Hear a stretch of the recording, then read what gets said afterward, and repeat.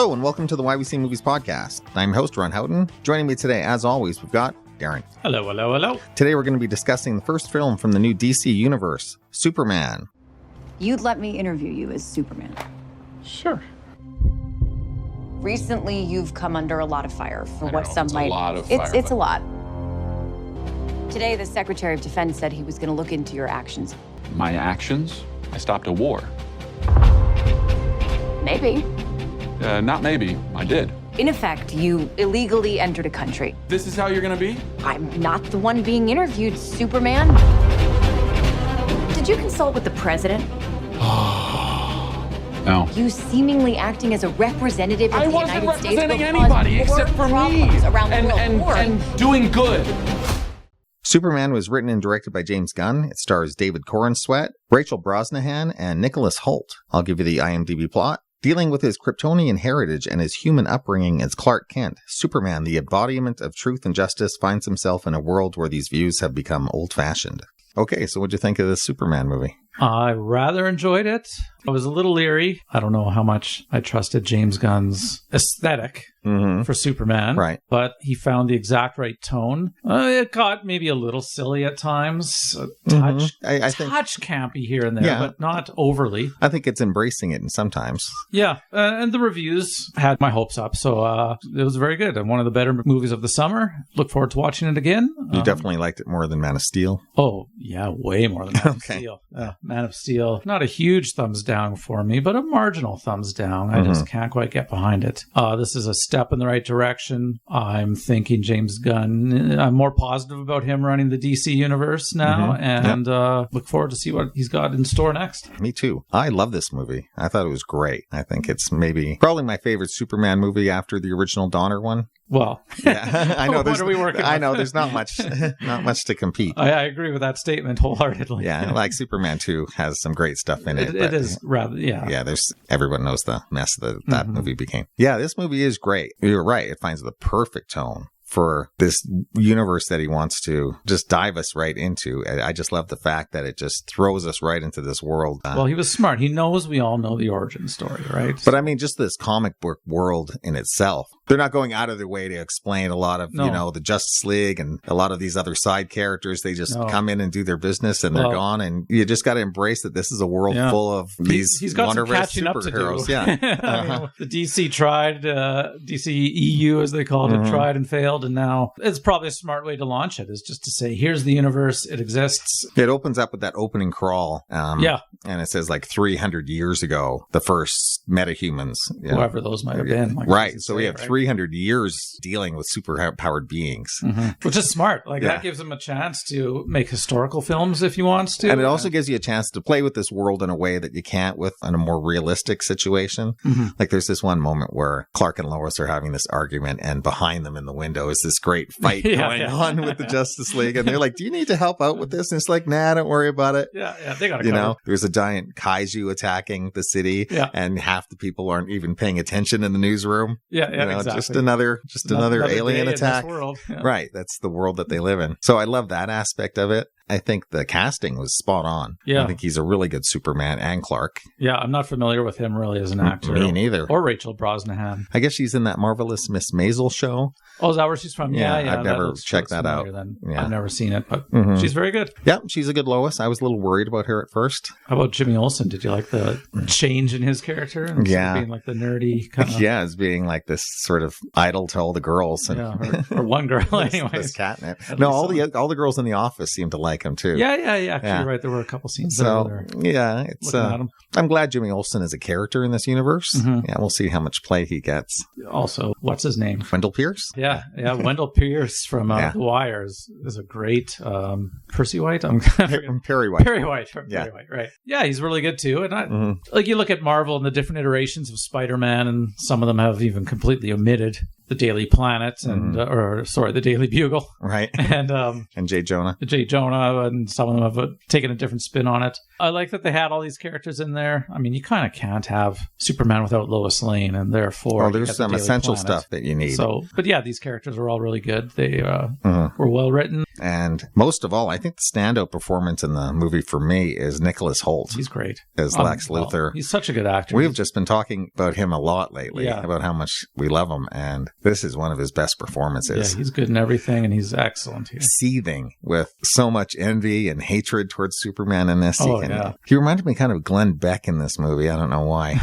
With his speechifying and, his way of twisting words and trying to... He's almost convincing. Yeah, no, he's got a way with words, a charisma where you can see how he could easily attract the followers. Absolutely. I mean, look at any politician in the United States and the way they like to twist words and use things other than politics to attract votes and attract followers. So, I mean, that's what he's done. Yeah, he's really after Superman just on the concept. I think he's just jealous, frankly, but he's using the alien angle as a way to destroy him and that he's a threat to humanity, which plays in later, the message. Yeah. And then I just love the fact that this movie it's all about goodness, basically. Really, And all the best things that Superman embodies. He didn't have to be a dark, brooding, moody Superman. This is my Superman. This is when I think of Superman, this is the type of guy that I think of. The most moralistic person, only trying to do right.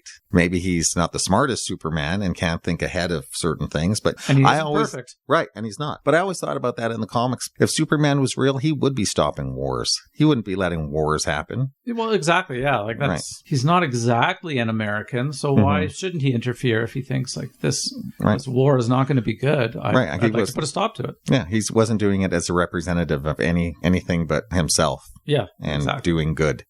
He says that a lot in this movie, and it works every time. Yeah, I like that moralistic stance he has there. And it's not always the popular thing to do. And it never comes across saccharine or sentimental. No. It's earned and honest. And it feels right. Right.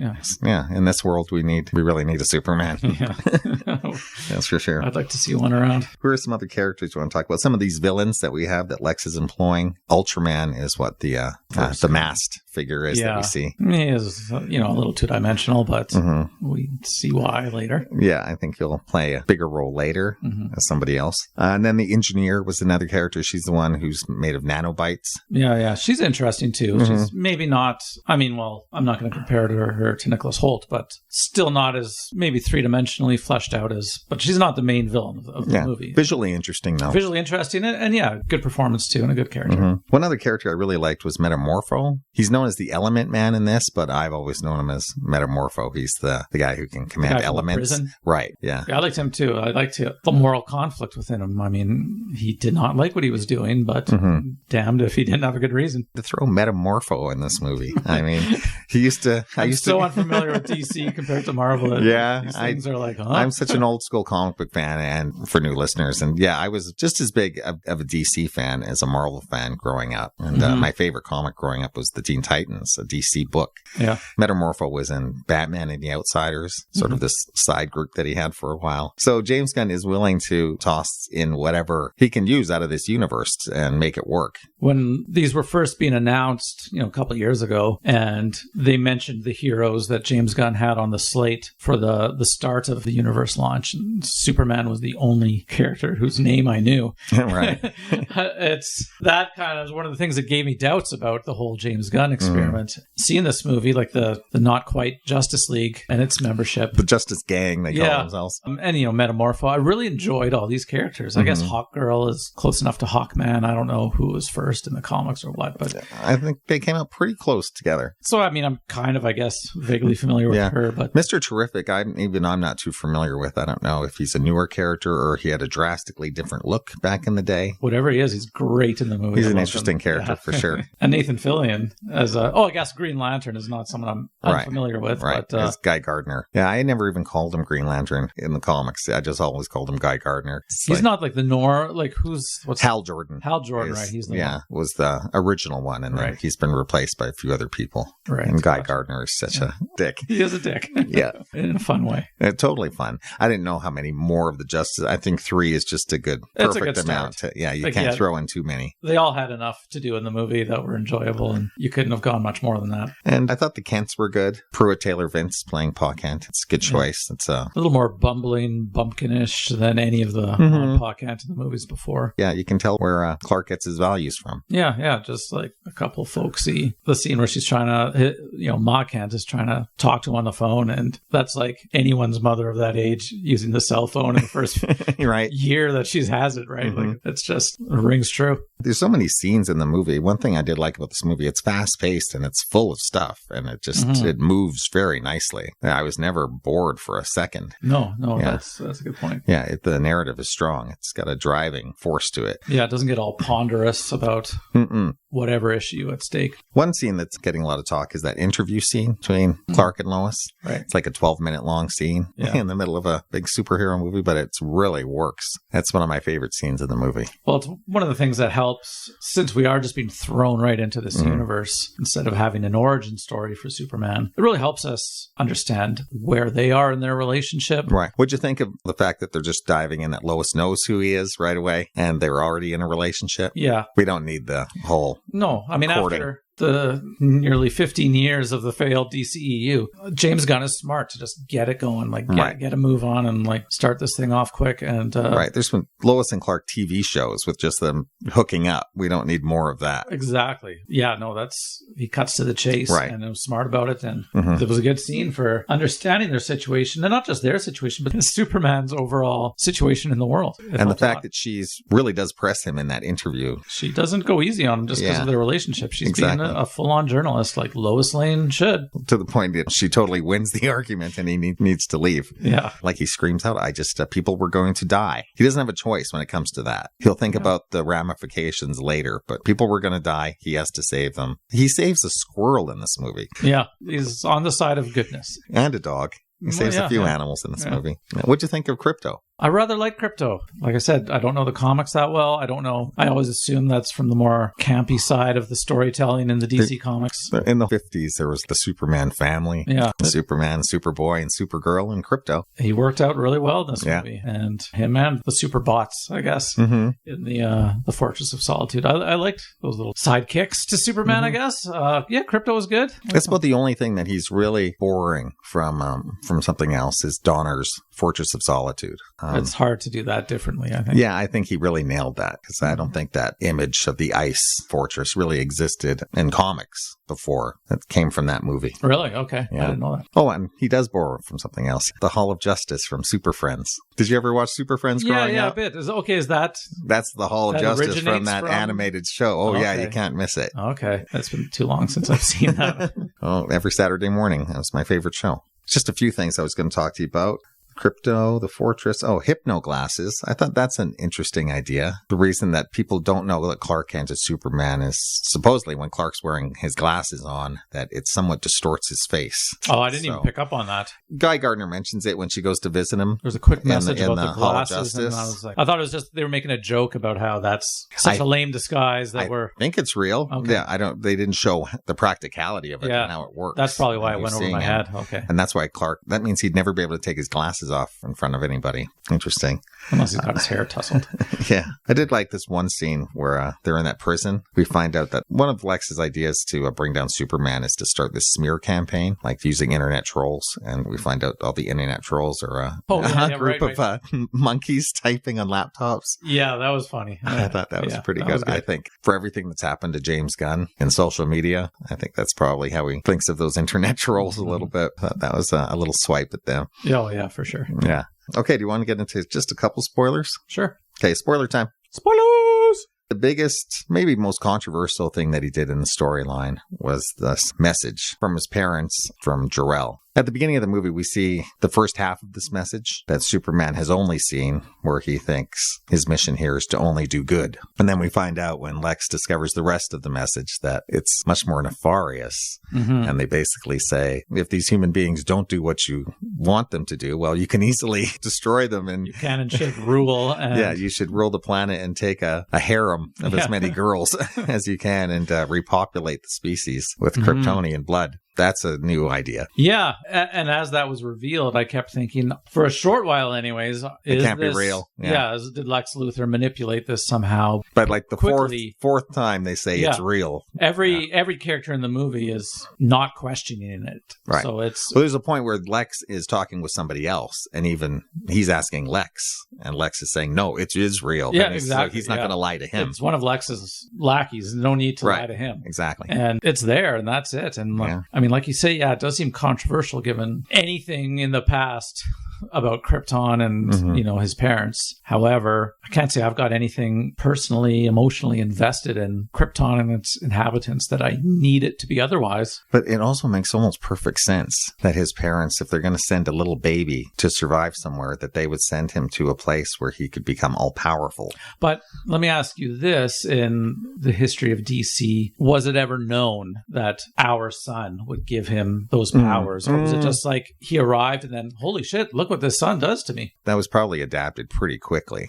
They're always revamping all the storylines every decade. Yeah. So I would imagine that came in probably in the 60s. That the Kryptonians knew. That they knew that they were sending him there. Even looking back at Richard Donner's Superman, they almost just launched him into space, right? I can't remember.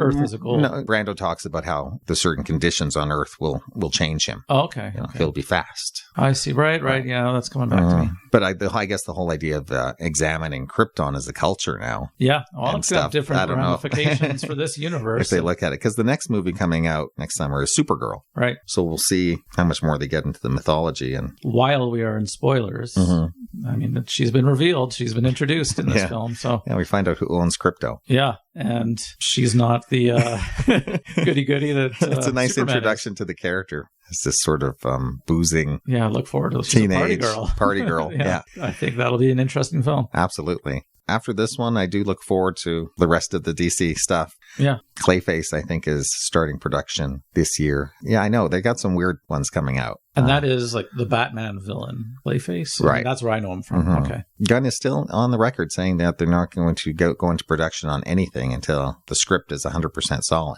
We've seen that with the Batman 2. That's taking forever. Yeah, exactly. So far, one in the bag, 1 for 1. 1 for 1, yeah. Yeah, I'll take it. Yeah, continues like that. Anything else you want to mention? As always, I'm keen to talk about the score. And when it comes to superhero, especially Superman movies, it's something to mention. Adapting the greatest superhero score of all time. Yeah, part of me wants to at least give them props for utilizing John Williams' theme. However, it's such a generic, synthesizer-driven, Zimmer wannabe type score that it just falls flat to me in every way. If I were to give thumbs down to anything in this movie, it's the score. I mean, James Gunn, to me, none of his previous films have had particularly good scores, like as far as good scores in the Marvel universe. Oh, yeah, usually he's a needle dropper. Yeah, like the Guardians movies. Yeah, I'm just hoping that they find some... You're never going to get a score that you're going to like more than the John Williams Superman thing. No, but I mean, geez, like who'd ever think you'd outdo Danny Elfman's Batman, but then Giacchino's The Batman is a great score, right? I mean, I defy anyone to hum Hans Zimmer's theme from Man of Steel, right? There's another score that just falls completely flat, but and then the there's not much to it. You're not going to be whistling it. So, I mean, and it is tough with Superman because the John Williams score is so iconic. You could go a different way, like Hans Zimmer did, or try to utilize the theme. I think John Ottman's score for Superman Returns, which also utilizes John Williams themes, is the best one, actually, out of the bunch. And I mean, he's not a composer considered the stature of Hans Zimmer, although I do like him more than Hans Zimmer. Let's just hope for better scores in the rest of the DC. I'm glad they incorporated some of Williams. Danny Elfman, he utilized it a couple times in his score for Justice League, the Joss Whedon version that he scored. And even the Flash incorporates the Superman theme. And that's not even a composer. Benjamin Wallfish, I think. Yeah. Or you say his name, who's another Zimmerite, but I rather enjoyed his score for the Flash. Anyways, it's possible to do it and do it right, but I just didn't think it worked here. But yeah, otherwise, big thumbs up for the film. Yeah, me too. Wonderful movie, wonderful summer movie, and my favorite of the year so far. Check it out if you haven't yet. Okay, let's move on to our Rant and Rave section where we each talk about what we've been watching lately. Do you want to go first? Sure. I'm going to start out with another huge movie from 2025. One of the biggest, one with a huge fan base, most definitely franchise launching, directed by Jared Hess, written by Chris Bowman, Hubble Palmer, Neil Widener, Gavin James, Chris Galletta, with story by Alison Schroeder. I am, of course, talking about a Minecraft movie. Oh, Lord. I've seen it, and I didn't even recognize what you were talking about. I haven't sat through the whole thing. Me neither. 3 or 4 times. I couldn't get through it, actually. Well, I've sat through the whole thing once. Yeah. I mean, I've got a 10-year-old and a 7-year-old, right? Right. So, I mean, I've seen the first 40 minutes at least 3 or 4 times. And they played the game? My kids honestly haven't played See, Minecraft. I couldn't understand anyone who could even have access to that movie without playing the game. They haven't played the game, but they're super knowledgeable about it. I mean, No, I'm not at all. they watch countless YouTube videos about it. And all right. related things like online gaming worlds like Roblox or Fortnite, and they all kind of get connected in the mindset of a kid. Anyways, I went in totally blank and just, didn't get it. Yeah, and they were quoting the famous lines from the movie before they even saw it, right? Oh. I mean, they had those memorized. Me and Megan did not want to sit through it in the theater. Came on Crave pretty quick for free. And much like the video game-derived Super Mario Brothers movie from a couple years ago, which was also a massive hit, it's not that great of a movie. It's not a piece of trash, but it just doesn't feel like anything other than really well done service for the fans, right? Like, it doesn't seem like there's a real engine driving anything. No, it's, something for the fans to shout and cheer about and say they got that right and they got this right, but it's meaningless in the context of a thoughtful movie. And Jack Black is really, he just turned on the Jack Blackness as far as he could. This movie was made for Jack Black, and I'm going to be as Jack Black as I can in it. And damn, he is. Up to 11. Jason Momoa is a little more fun to watch. He's kind of making fun of his own persona a little bit in a way that is a little bit enjoyable. And there's the two main, shouldn't call them kids, they're probably 18, 19, 20, 21. But anyways, they play the main kids in the movie, Sebastian Hansen and Emma Myers. Decent cast. Danielle Brooks as the other member who gets launched into the Minecraft world with them. She made me laugh once or twice. I have to admit, she's good. Jennifer Coolidge is Jennifer Coolidge.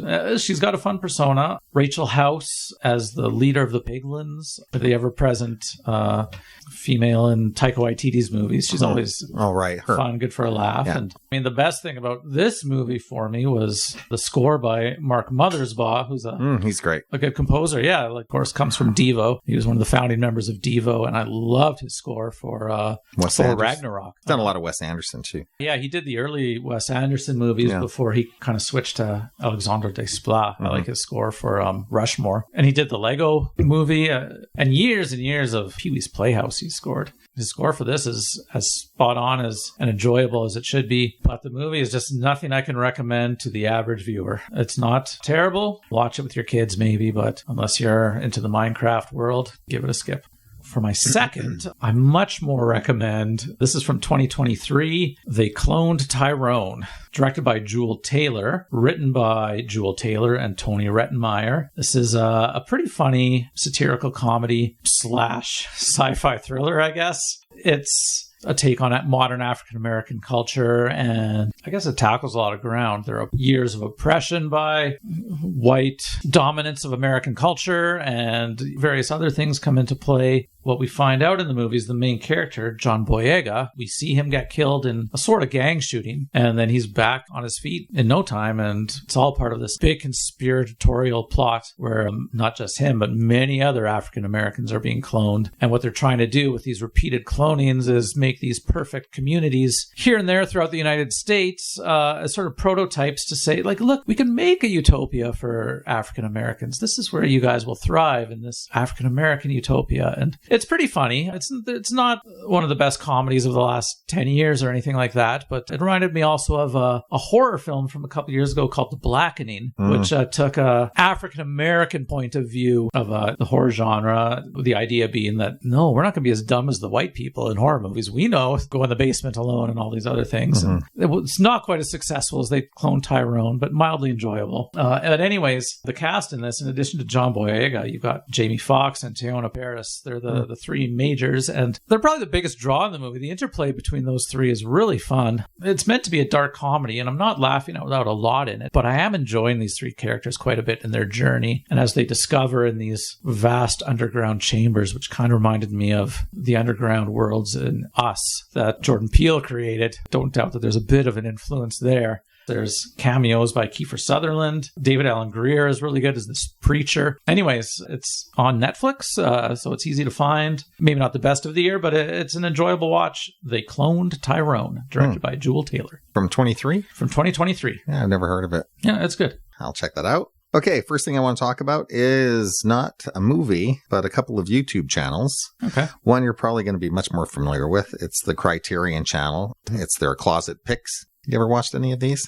No, I haven't. This is basically where they have actors, directors in what they call the Criterion Closet, which is basically this little room filled with movies to the rafters of nothing but great cinema. Yeah. And they just bring these people in, and they come in with a little gift bag, and they can fill a bag. The average person takes about 10 movies, and as they pull each movie off the shelf, they talk about why they're picking it up, why they love it, what excites them about cinema. Oh, and, that sounds really good. Yeah, they each range, I would say, from about 5 to 10 minutes, not much longer than that. I mean, the amount of people who have been on it, there's hundreds you could watch. You know, you wouldn't get bored of famous people. One I just watched with Natasha Lyonne. Yeah. It's pretty funny. If you want to check out, just one by random.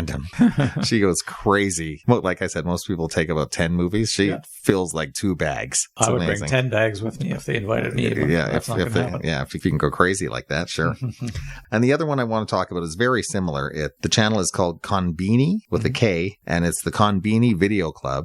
I guess there's only 2 video stores left in Paris, and this is one of them. It has 50,000 movies, like our old Video and Sound we used to have downtown. So it's a store like that, and famous people have come in and they've taped them walking through the store and asking them about their relationship with physical media and video stores, and sort of the same thing as Criterion. They go through the shelves and pick out movies and chat about their favorites. This store, they can delve pretty deeper, like much deeper, 50,000 movies to choose from. Just what Criterion. Just the Criterion, right. And much longer, too. These episodes can range from 30 to 45 minutes.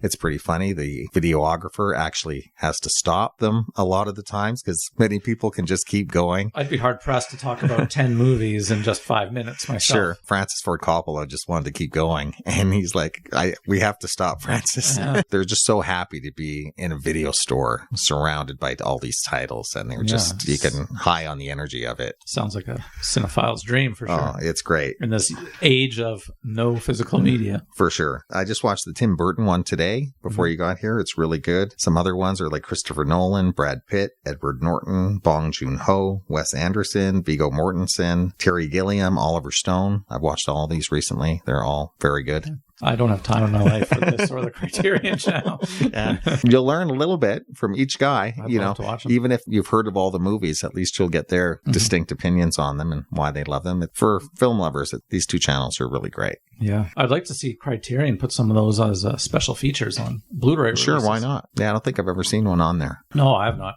So for film fans out there, I totally recommend that. The Criterion Closet Picks and Konbini Video Club. Speaking of Coppola, I've already heard he's got a new cut he's working on of Megalopolis. He hasn't even released a Blu-ray for North America yet. I'll wait to try and check it out until he's got a few cuts. Done tinkering? Yeah. That could be a while. He's never done tinkering. No, I mean, Apocalypse Now is up to its 3rd cut now, right? Yeah. Like 3rd cut of The Godfather Part 3, right? Yeah, he just did a director's cut of The Cotton Club that I haven't checked out yet. I've never even seen The Cotton Club, so that's one for me for sure. One from the Heart, I think he's played around with a few times. And I don't think I've seen that one. No, I haven't seen that one either. But which is the one that musical he did with like Gene Kelly? Finian's Rainbow. Right, that's what I'm thinking of. I saw that pretty recently. Really?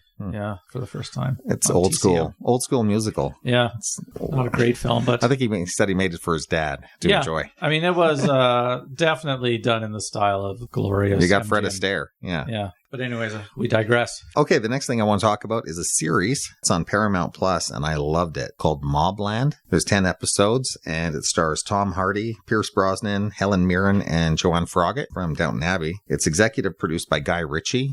I've heard it compared to like a British Sopranos. I'd say that's pretty apt. It's that quality. Yeah. I'll tell you, I really enjoyed it. As soon as I heard about this, it sounds great. Performance-wise and That cast, the holy writing crap. and the layers, it's always surprising. People are doing unexpected things. It's not boring. And Tom Hardy is the center, basically playing the cleaner, Mr. Wolf kind of fix-it guy for this mob family, the Kerrigans. Right. And he just knows his job. He's so good at what he does. This family is lucky to have him. As a mob family, they're kind of on their way down. Some of the other families are ready to take their shot at them. And Tom Hardy has to, well, he's loyal, that's for sure, but he's getting lots of offers. Helen Mirren is very good as almost like a Lady Macbeth character. I don't know if she's ever played Lady Macbeth, but she's playing her in this. I'd be shocked if she hasn't on the stage. Exactly. Right? She is full of manipulation. Whispers in the ears. Totally. And yes, she is just sinister in this. She's terrific. Yeah. And Pierce Brosnan is the head of the family. Very good too. He's